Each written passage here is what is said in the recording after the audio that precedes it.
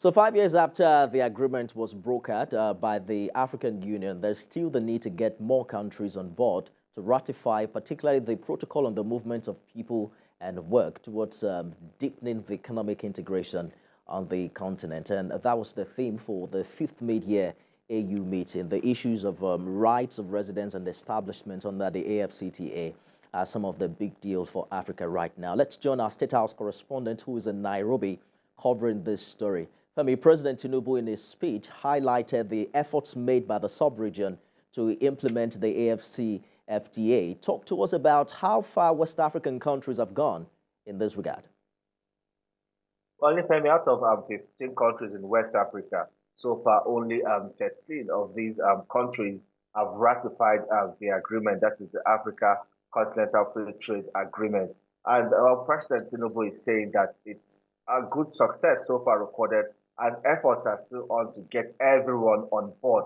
And, on the free movement of persons, well, ECOWAS has already commenced that action towards the implementation of the harmonized visa regime, that is the ECO visa by ECOWAS, to facilitate free movement of ECOWAS citizens. These are some of the requirements of the Africa Continental Free Trade Agreement that would help eliminate all trade barriers and lift people in the region out of poverty. But there's still a challenge, and President Tinubu highlighted that a challenge among the African countries. They hardly do business among themselves.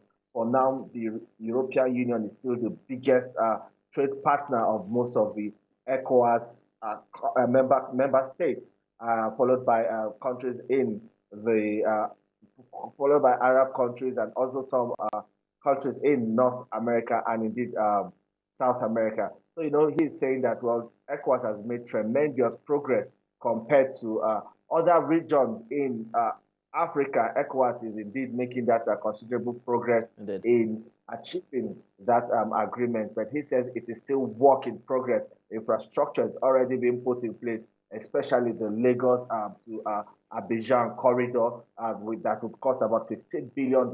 He also highlighted some other basic achievements. I know the African Union was quite impressed with the level of success ECOWAS has achieved in this regard.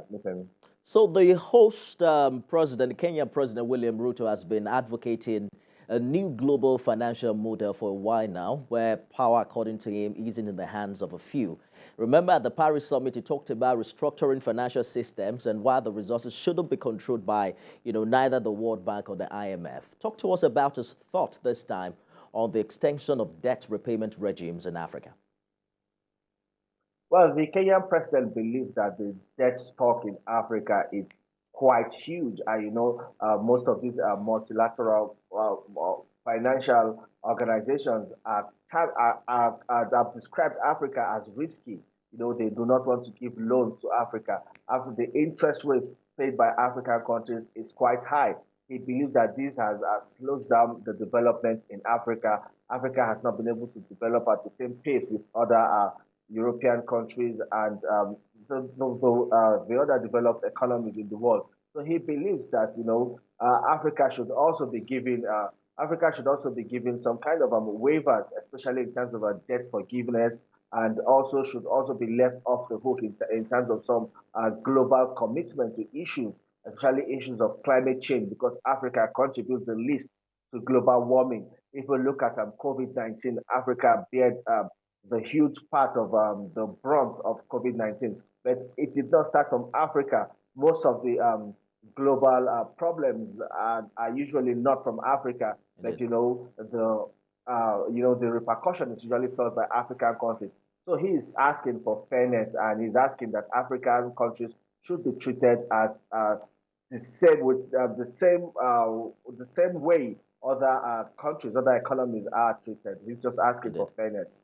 All right, we're expecting you back in Nigeria, and then we probably will explore more the highlights and the resolutions made at that meeting. We're also looking forward to how the AU will achieve a borderless Africa and create the much talked about single market of 1.3 billion people and the potential combined GDP of around $3.4 trillion.